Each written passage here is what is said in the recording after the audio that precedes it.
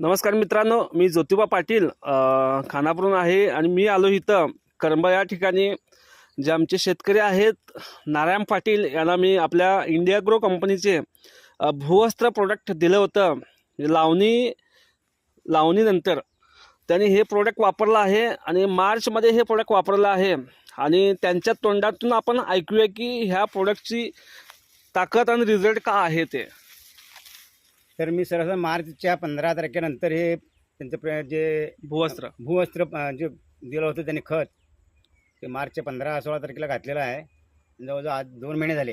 या 2 महिन्यात मला तरी ह्याचा रिझल्ट चांगला वाटतो, कारण ऊस बऱ्यापैकी वाढलेला आहे.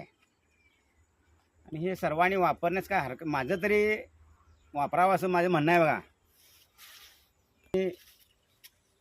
नाव नारायण नामदेव पाटील, मुक्काम पोस्ट करंबोळ, तालुका खानापूर. आता बघू शकता की मी काकांच्या उंचीपेक्षाही वरती गेलेला आहे ऊस.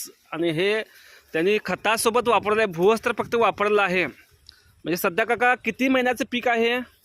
जवळजवळ जानेवारी 12-13 जानेवारीला आम्ही लावणी केली होती याची. ओके, म्हणजे जानेवारी, फेब्रुवारी, मार्च, एप्रिल, मे, म्हणजे 3.5 महिन्याचं पीक आहे. 3.5 महिने टोटली 3.5 महिन्याचं पीक आहे. 5 ते 5.5-6 फुटावरती गेलेलं आहे.